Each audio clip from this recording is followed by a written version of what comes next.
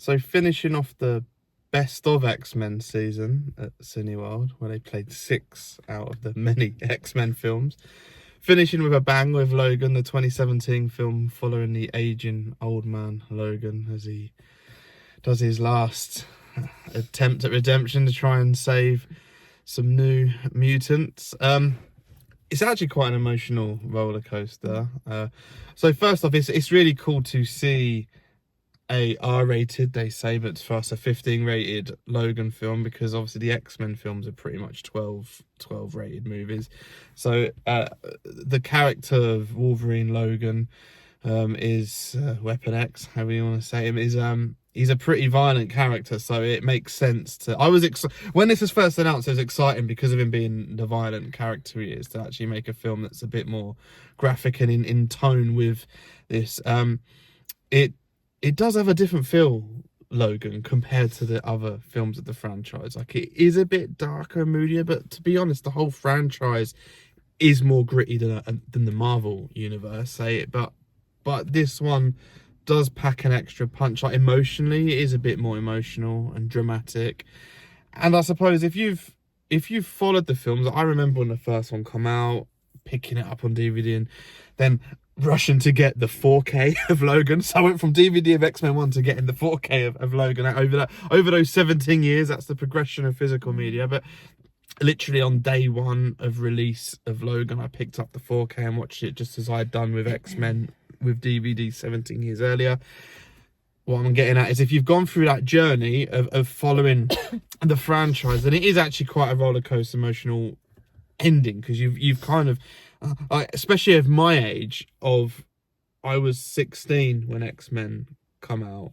So I was a 16-year-old who had left school and had gone to study film, getting that first X-Men film, gone through that journey, growing up and maturing and finding my own feet, to get to an adult watching that.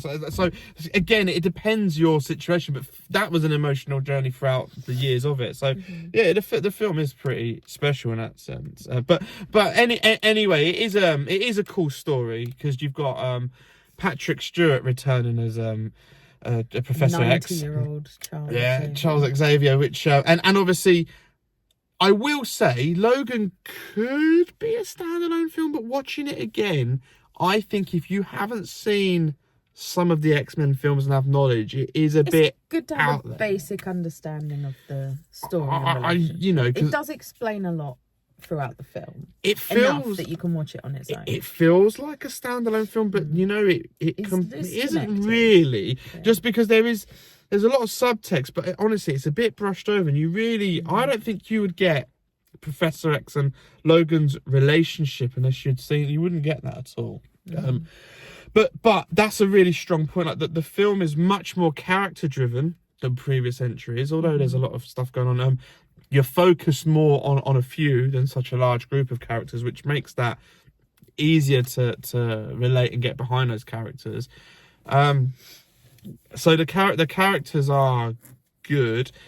I will say some things are a bit brushed over in this film, especially towards the third act and end. There are a few little just quickly brush over moments, I thought. They could, I'm not going into major spoil. Well, I'll do spoilers in a minute, but there was just a few key points that were just as quickly get past those. But it's pretty well made film. To be honest, Wolverine Logan is my favorite X-Men character anyway, so having a film following him, and that is great, because I like Magneto a lot and stuff, but I've always had a soft spot since the cartoon. As a kid watching it, he was always my favorite. Had my little Wolverine figure and that when I was young, so yeah, he's always been my top dog of that bunch. So yeah, I was lucky to be spoilt with that, but it was a fitting end to the franchise, although it didn't end there, did it? Because it carried on. It was supposed to be the end and definitive end of which he came out of retirement for that one last film. So I remember when it came out, it was presented as this is the finale. Even Hugh Jackman said that's it. He's done with Wolverine. He's putting that behind him, and he did a very good job. I think he's a fantastic Wolverine, and this film I find is very emotional and cinematic and raw and powerful, and I think it's brutally violent, which is brilliant. And I love this film. X-23 steals the show for me, Laura. Well, I was gonna say as well. I might sound silly, but it's more realistic. I know, obviously, a film about mutants and that, but the film was more like, so because it had a high rating, because they was allowed to be a bit more naughty with the film. The realistic isn't the language used. Professor X has got more of a dirty mouth on him. Yeah, he's old and tired and annoyed. He is suffering dementia, which is, you know, again, Well, that makes sense. Degenerative. He's got a brain. He's showing signs of Alzheimer's, dementia, early stages of that. And obviously the violence so it's more realistic. Like it's a much more realistic portrayal. Especially when you take into account, you can't really tone down a character like Wolverine. He is literally rage, adrenaline, animalistic. But he has been toned down in previous clawed. films. That is the point. No, he's pretty angry and violent. But they've never been throughout. that brutal. This one's quite graphic. They took it to the next level with Logan. But I remember I said in one of the other reviews, he is, out of all the characters, he is the most brutal throughout the films. He does just rip people apart. At the drop of a hat. Probably more brutal than Magneto. He's supposed to be the villain. Magneto likes to be theatrical and dramatic, whereas Wolverine just is an animal. Care. Yeah, he's an animal, quite literally. But yeah, it was. It's got some really good action pieces. It is actually the choreography spot on. It is a decent like paced drama, but has its epic action sequences. It was very interesting to show someone with such a powerful brain like Professor X having problems, like having early signs of Alzheimer's, and how actually that's pretty lethal for the world. Someone doing that. And it is also quite sad and emotional watching this great, powerful character age and struggle as people do in life. It was something quite touching about that. That he is an aging man and struggling, and it's actually quite sad to see. It makes it more impactful. But he has had quite a life if you look back at Wolverine and X-Men origin story. He's a couple hundred years old.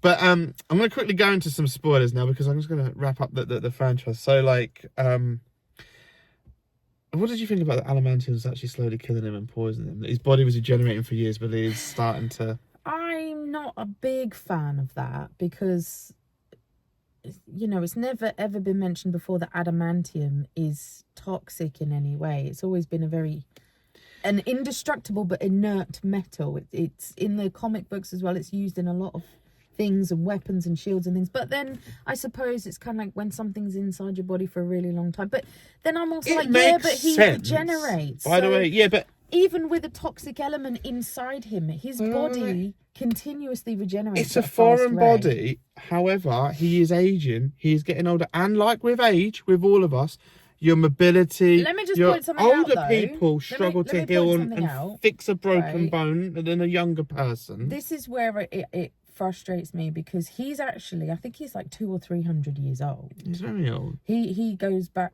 like, he has a long history and he's never had a problem. And then suddenly his regeneration powers are slowing down.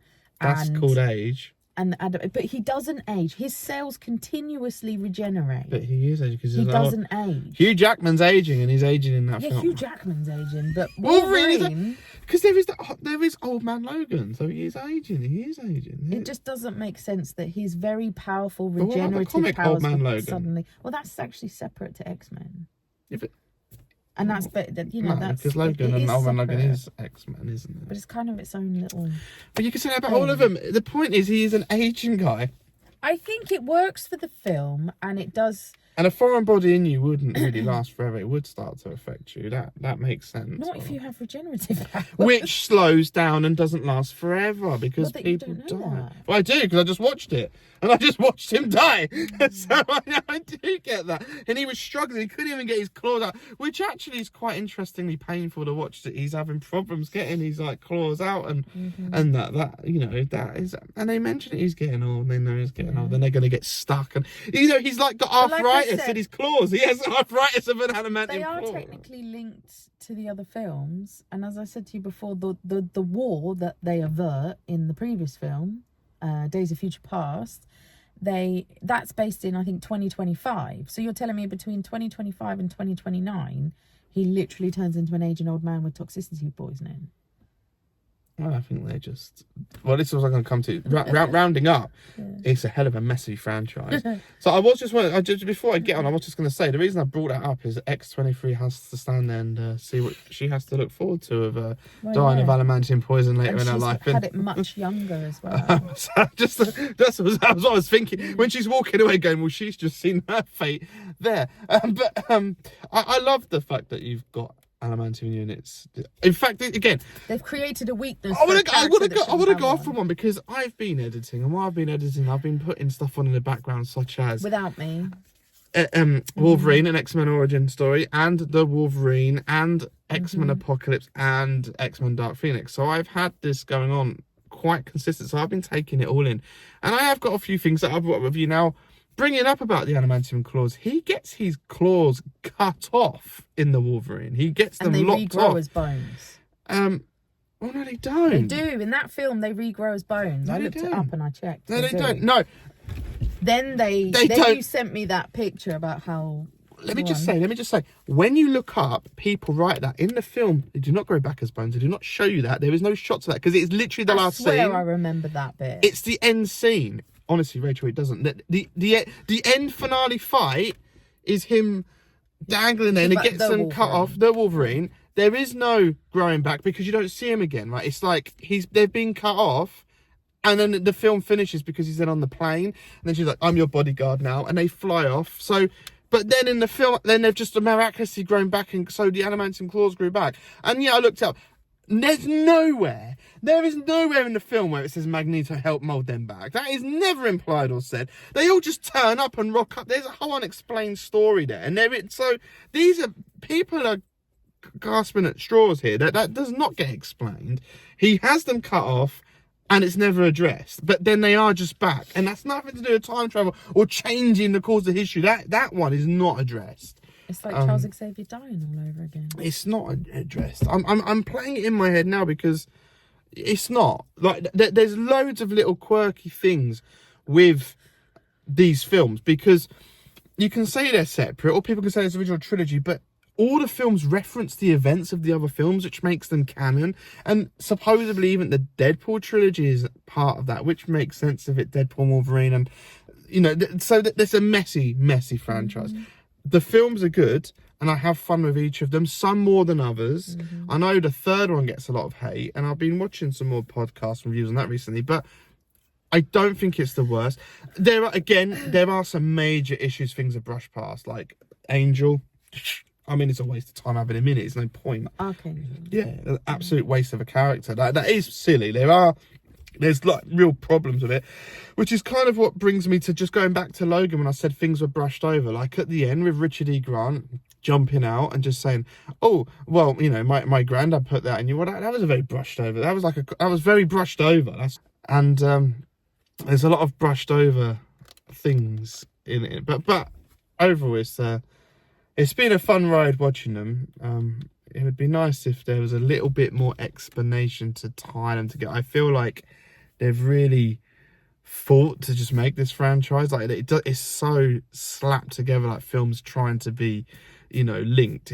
That some of it feels a bit forced and a bit messy. But apart from that, it's been an exciting ride. So, but it's a good one to end with because I think Logan is one of the strongest entries to the franchise. And I'm sure, well, there is more of him, Deadpool Wolverine, which you love. So, you think it's the end, but it's never quite the end of a film franchise. Logan.